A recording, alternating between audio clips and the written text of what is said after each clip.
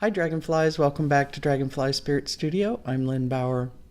If you've done any searching at all for techniques for painting clouds in watercolor, you have undoubtedly come across the technique of lifting clouds out of a wet wash with a tissue or paper towel. Now, lifting is not my favorite method for something where I'm going to paint a whole sky as a skyscape, where the sky is the star of the show. But lifting can be a wonderful technique to use either just to create a suggestion of a few clouds in a painting where the sky is really set dressing, or as ways to modify clouds that you're painting with other techniques. And it's really easy.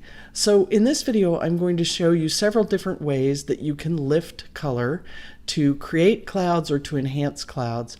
And then in later videos, we'll talk about other techniques, and you can use them all in combination to create the overall effect in your sky.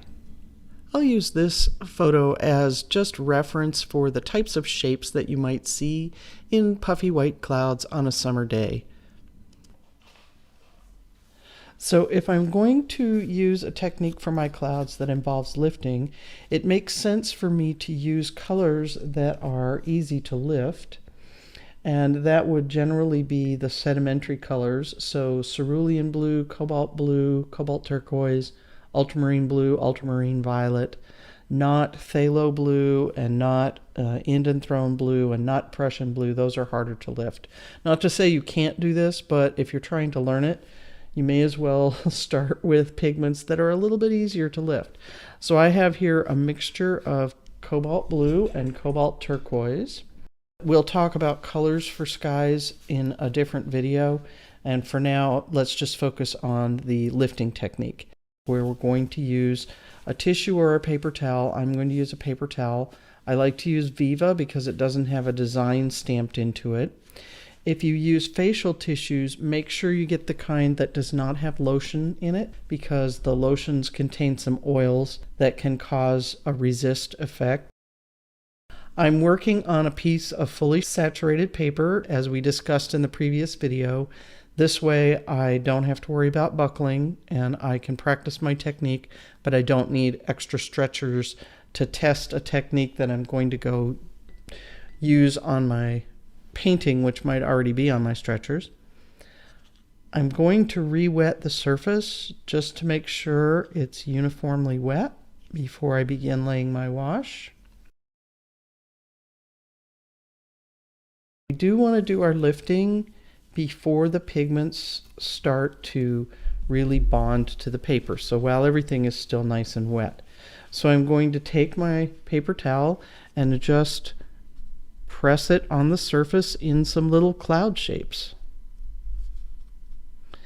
And you'll see that with this technique you don't lift usually all the color, and that's fine because that's part of what gives the softness to the edges, is that little residual color. If your clouds have a little wispiness at the edge, you can drag the paper towel as you lift it and create that little suggestion of wispiness. As you can see, you can create both a puffy shape and a wispy shape with this same method. If I'm going to continue on down towards the horizon, I probably want to fold my towel into a smaller shape, because perspective says that the clouds that are farther away are going to be a bit smaller. And I might have a cloud up at the top that's kind of just showing a little bit coming down.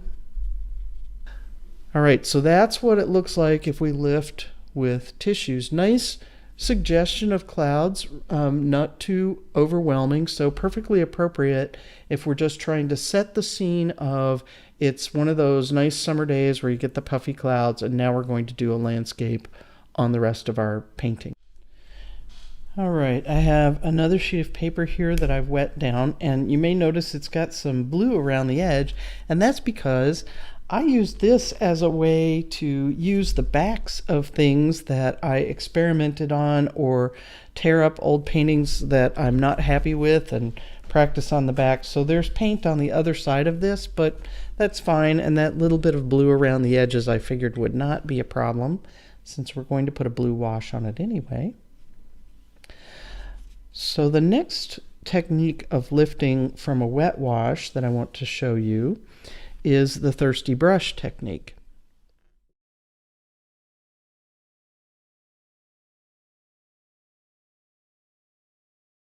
Now I'm going to take my wash brush and squeeze the water, not wring it, just squeeze it, don't wreck your brush. Squeeze the water out of it so that the brush is now damp but not drippy at all. And I'm going to just use the brush to lift my cloud shapes. So I will rinse it and squeeze the water out again. I'm using the brush basically the same way I used the paper towel. Especially for wispy edges, I think the brush works well. You can also do this, doesn't have to be a wash brush. If you find that frustrating that it's so floppy, a somewhat stiffer brush will give you a little bit more authority in lifting your clouds. Just as you can use a thirsty brush, you can use a thirsty sponge.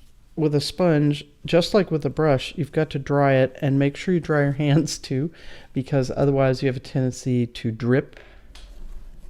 A thirsty brush or a sponge is great for cirrus clouds, mare's tails, that kind of thing. So I can use the sponge where I want to take larger amounts off, and then if I want some smaller wisps, I can use a thirsty brush to create the smaller wisps. Our final lifting technique is on dry paper. So this wash is completely dry, and we can lift either with this completely dry or we can get it wet again. So I want to show you both methods. I'll need my sponge, a towel to blot my sponge on, and a paper towel, clean paper towel to lift with. I'm going to get my sponge damp with clear water over here, blot off on my towel to make sure I don't have any drips, and then I'm going to place the sponge down on the surface, and I'm not going to scrub, I'm going to rock. So my goal is to soften the gum arabic without shoving the paint around. If I scrub, I may damage the paper, and I'll also get this little halo, and I don't want that halo. So I'm not going to scrub, I'm going to rock my sponge. So I'm not really moving the sponge so much as just changing the pressure a little bit. And as soon as the paper is damp, I want to lift that color off. So I'm trying not to abuse the paper. I'm trying to just soften the gum arabic. I think I've said this before, but gum arabic is the same gum that's in gummy bears. And you know, it takes a little while for that to begin to dissolve and soften. So if you get in there and think that it's going to lift immediately, you haven't given the gum a chance to absorb the water and soften up. And so then you have to scrub hard enough to actually damage the paper.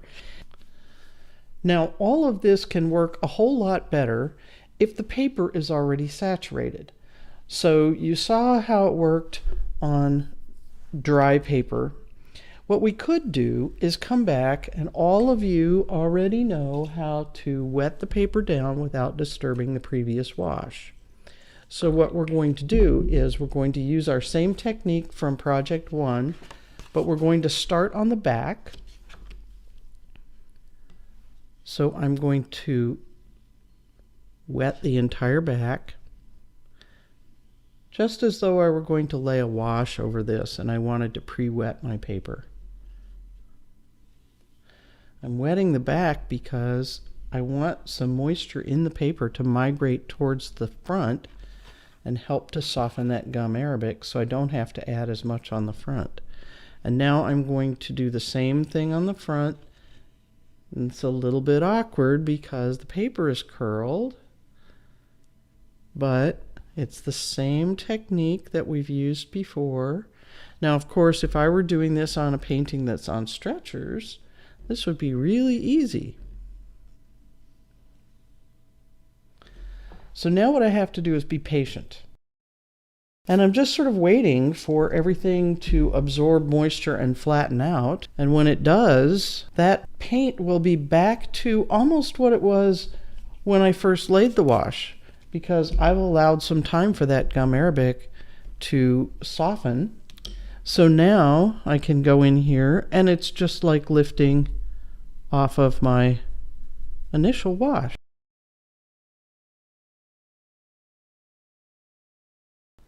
So if you do your wash and then you realize, I wish I would have put some clouds in the sky, you can do that using the very same methods that we used in Project 1 to re-wet the page without disturbing the previous wash. So there you have several methods for lifting from wet paper, lifting from a wash that's already dried. In the next video, we're going to talk about creating clouds by my favorite method, which is negative painting.